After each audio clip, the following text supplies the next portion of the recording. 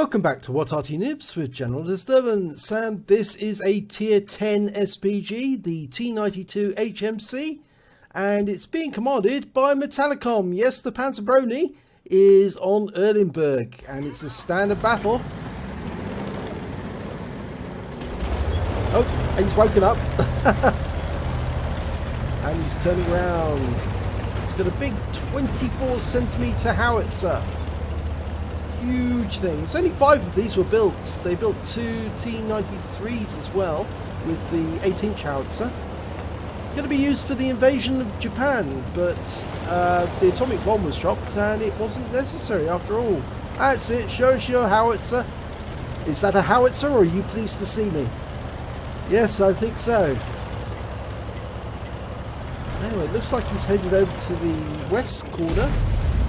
He's going to set up here. Let the Jaeger go by, and he's looking for targets straight away. AMX 13105 and a 113 have been seen. He's just moving up to the ridgeline because I think he's got a difficult angle there. Oh, a round just went off. Oh, the 113 has just gone down. He took 3 massive hits, one after the other, and the Object 268 eventually ended him. Okay, back chat 25 times, sitting up on top of the ridgeline. Got a bit of reticule bloom there because he's at the edge of field of fire. Yeah, and again.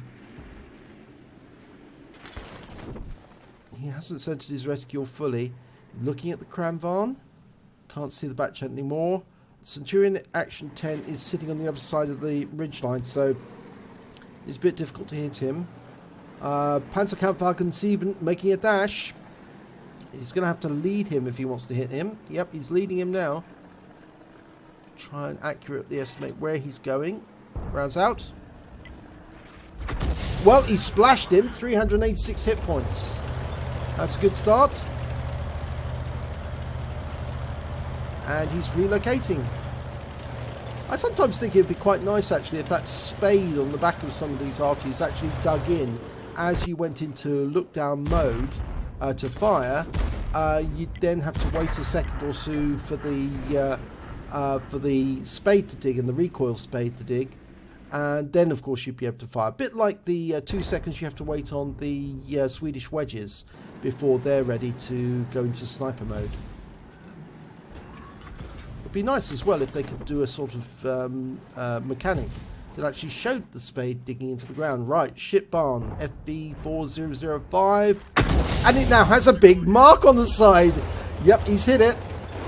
498 hit points off that shot. That's a really good one. And he's moving further west. Now, it appears that his team has conquered most of the west side of the map. And it looks as if the enemy is being boxed in because they've actually managed to get down to the enemy cap. And there is a Death Star. Now he's on the reverse side of that slope, but he's right at the top, so the PanzerBrony can hit him if he's loaded. And he's almost loaded, and he's around about there. Rounds out. Big shot. Round's gone. Do we hear any results? No.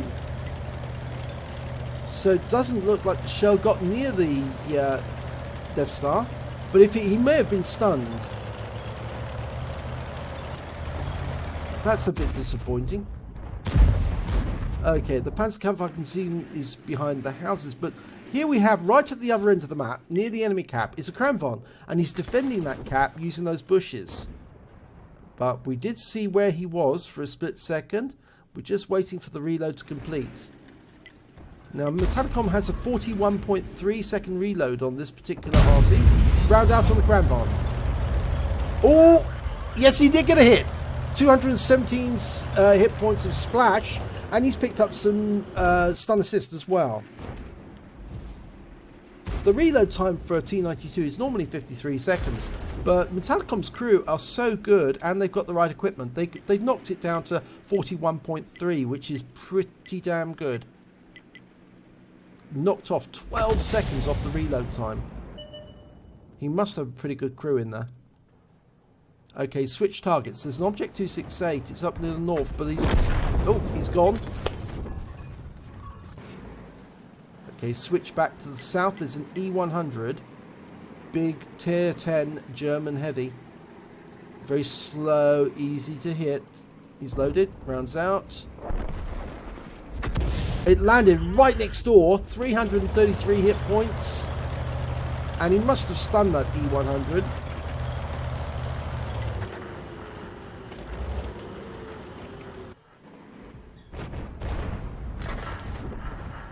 Enemy tanks are falling. There's a big difference between the sides at the moment. 5 tank difference.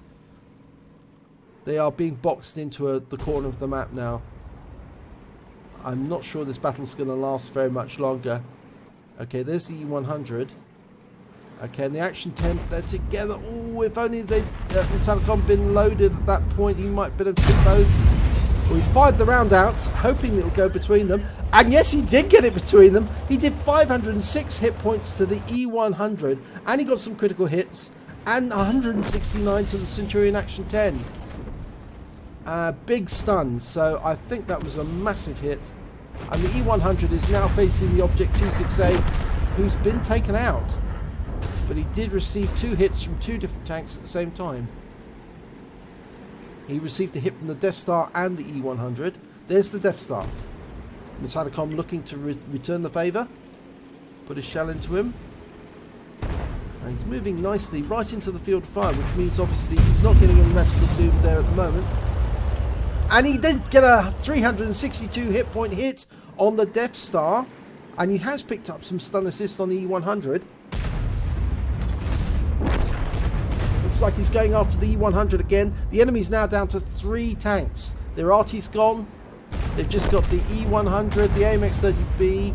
Oh, in fact, they just lost the Death Star. And, oh, they lost the E100.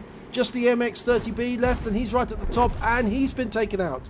So, yep, they've managed to wipe out the entire team.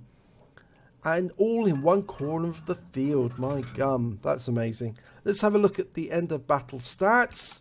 And it's a 3rd class tanker for Metallicom in the T92 HMC. He also picked up a bruise medal for getting at least 5 critical hits. He got 9 in that battle. And he picked up a Confederate for hitting more of the enemy than anyone else.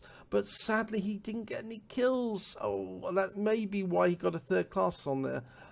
If we look at the team scores, well, we can see that he was 3rd on damage with 2,954 hit points. He was pipped at the post by the E50 and the Batchat 25T.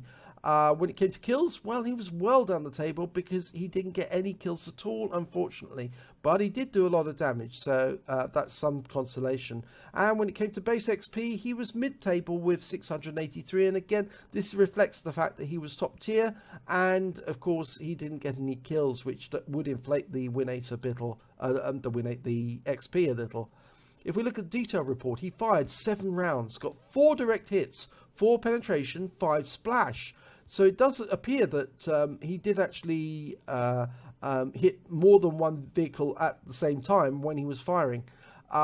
He got 2,954 hit points of damage, all at more than 300 meters. He hit 7 of the enemy, but only didn't get any kills at all. But he did get stun assistance damage of 699 hit points off 9 stuns. On a premium count, he earned 48,054 credits. But after ammunition resupply, ammunition is expensive for that 24cm gun. It's 2,500 credits per round. So it soon adds up if you use a lot of it, and of course if you use premium ammo. But he still had a credit balance at the end of that game of 9,353. That's probably down to the fact that there was a holiday ops bonus in there as well. If there hadn't been a holiday ops bonus, he would have been looking at a deficit.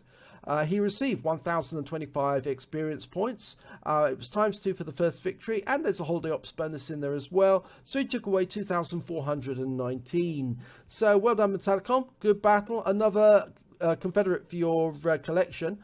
It's just your team was just too good this time round. They were boxing them in, and despite the fact that you were firing in those rounds and getting accurate hits, they were just taking kill stealing away from you and then claiming all the XP as well on top. But you still made a profit, so that's what counts. If you enjoyed this replay, please give it a like and do subscribe to our channel, and hopefully it'll be your replay I'll be featuring in my next video.